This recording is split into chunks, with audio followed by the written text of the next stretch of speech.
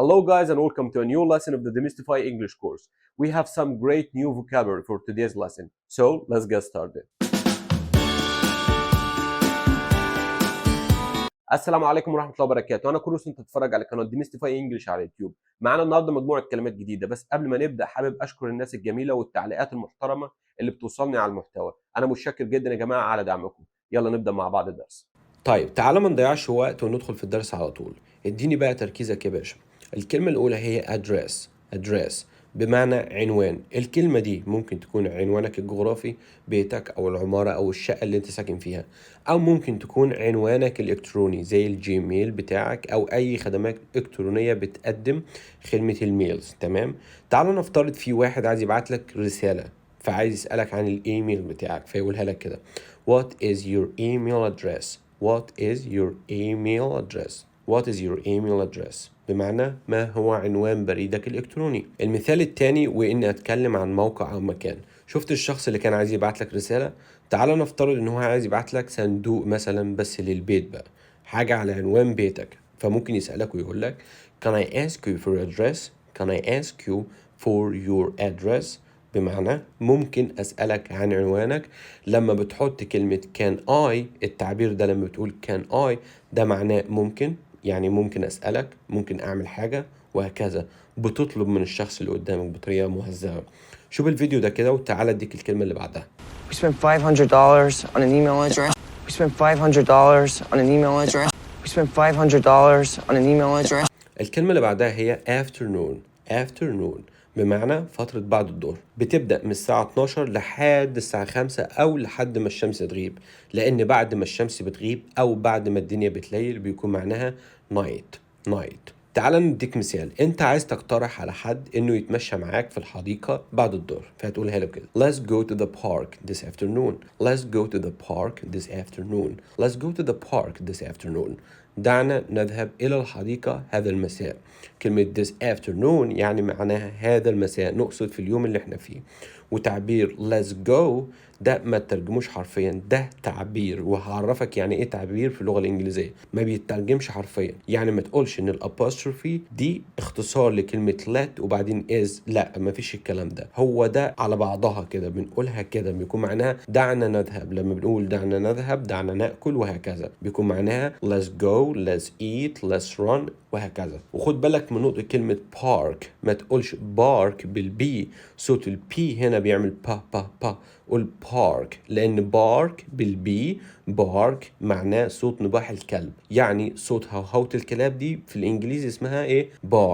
بارك. فطبعا لو غيرت صوت الكلمة أو غيرت صوت الحرف منها معناها كله اتغير. شوف الفيديو ده وتعالى اديك الكلمة اللي بعدها. I took a nap in the afternoon and when I woke up Barry was gone. I took a nap in the afternoon and when I woke up Barry was gone. I took a nap in the afternoon and when I woke up Barry was gone. الكلمة اللي بعد كده هي come بمعنى يأتي. تعال اديك مثال عشان تفهمني اكتر. صديق ليك بيتجوز فعايز يسألك هتقدر تيجي الفرح بتاعي؟ فيقولها لك كده Can you come to my wedding? Can you come to my wedding؟ كلمة wedding معناها فرح، فهو هنا بيقول لك Can you come to my wedding؟ هل يمكنك المجيء إلى حفل زفافي؟ برضو تعبير can you ده تعبير casual شوية، انك بتسأل حد. من الواضح هنا قلت لك ان هو صديق ليك، يعني التعبير ده can you ما تستعملهوش بشكل أكاديمي في امتحان أو أيا كان. الأكاديمي ده ليه طريقة تانية وهشرحها لك بالتفصيل. خد التعبير ده اللي بقوله لك عليه بطريقة casual، لأن هدفي إن أخليك تتكلم في أسرع وقت. فبقول لك can you ده معناه هل يمكنك. شوف الفيديو ده كده. He'd probably come with me if I asked him. He'd probably come with me if I asked him. He'd probably come with me if I asked him. الكلمة اللي بعد كده هي home. الكلمة دي ليها معنيين. الأول أنت عارفه بمعنى منزل، والتاني بتكون المكان أو الدولة أو القرية اللي أنت اتولدت فيها، وهديك أمثلة عليهم دلوقتي. بس خد بالك نطق الكلمة دي بيختلف من دولة للتانية. يعني هتسمعها من الأستراليين أو البريطانيين كده home، والأمريكي هيقول home. بس احنا هنا بنركز على اللهجة الأمريكية أكتر نظرا لتوفرها وانتشارها بين الناس. تعال بقى أديك مثال. Their home has 3 bedrooms. Their home has 3 bedrooms. بمعنى منزلهم به 3 غرف. يعني بيتهم فيه 3 أوض نوم. كلمة their home عايدة عليهم their اللي هي هم حاجتهم منزلهم وهكذا. فلما بتقول their home their phone بيكون هاتفهم منزلهم وهكذا. شوف الفيديو ده كده. God, I miss home. God, I miss home. God, I miss home. الكلمة اللي بعد كده هي letter. ولو صعب عليك قول letter عادي خالص لحد ما لسانك يجيبها. الكلمة دي معناها جواب أو خطاب أو رسالة ورقية. مثال I received a letter from the bank this afternoon. I received a letter from the bank this afternoon. يعني استلمت أو تلقيت جواب من البنك بعد ظهر هذا اليوم. قلنا this afternoon يعني ظهر هذا اليوم. شوف كده الفيديو ده. I'll tell you about Freddie in my next letter. I'll tell you about Freddie in my next letter. I'll tell you about Freddie in my next letter. الكلمة اللي بعد كده هي lunch يعني وجبة الغداء يعني. مثال I eat a sandwich for lunch every day. I eat a sandwich for lunch every day. يعني أنا أكل ساندويش على الغداء كل يوم. خد بالك من نطق كلمة ساندويش لأن بشوف ناس كتير بتتلخبط فيها. ولو بتسأل نفسك ليه حاطين حرف A قبل كلمة ساندويش وقلنا A ساندويش، يا ريت تشوف الدرس الأول من كورس القواعد شرحتها هناك بالتفصيل. شوف الفيديو ده كده. How can you eat a sandwich without mayonnaise? How can you eat a sandwich without mayonnaise? He ate a poison sandwich for lunch, and he wonders if he's in pain. He ate a poison sandwich for lunch, and he wonders if he's in pain. الكلمة اللي بعد كده هي make بمعنى يصنع. مثال My father made a chocolate cake. My father made a chocolate cake. ملاحظ ايه هنا؟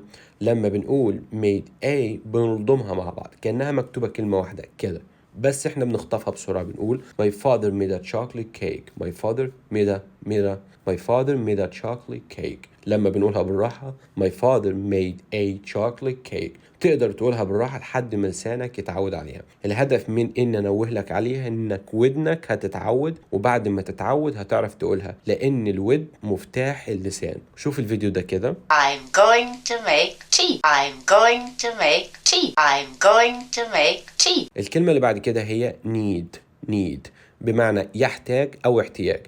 يعني لو جت فعل بيكون معناها يحتاج، ولو جت اسم بيكون معناها ايه؟ احتياج. مثال we need water to live. We need water to live يعني نحن نحتاج الماء لنعيش. شوف الفيديو ده كده. Dear Bruce, I need to be honest and clear. Dear Bruce, I need to be honest and clear. I need your help, son. I need your help, son. الكلمة اللي بعد كده واللي عاملة مشاكل لناس كتير هي people يعني الناس. خد بالك ما تقولش people، قول people. ودي طبعا جمع، المفرد بتاعها person يعني شخص واحد بس، مفرد إنسان واحد. مثال there are a lot of people at the mosque. There are a lot of people at the mosque. كلمة mosque يعني المسجد. لما بنقول there are a lot يعني هناك الكثير. There are a lot of people يعني هناك الكثير من الناس في المسجد. شوف الفيديو ده كده. Mike, people are saying bad things about you. Mike, people are saying bad things about you. Mike, people are saying bad things about you. الكلمة اللي بعد كده هي start. دي فعل بمعنى يبدأ، إنك تبدأ تعمل حاجة. مثال the man starts to run. The man starts to run يعني الرجل يبدأ الجري. وطبعا حطينا حرف S لكلمة stars وقلنا stars ما قلناش start لأن الرجل ده مفرد واحد بس. تمام؟ شوف الفيديو ده كده. It's when you start to become really afraid of death that you learn to appreciate life. It's when you start to become really afraid of death that you learn to appreciate life. It's when you start to become really afraid of death that you learn to appreciate life. طب احنا هنا وصلنا لنهاية الحلقة مع بعض.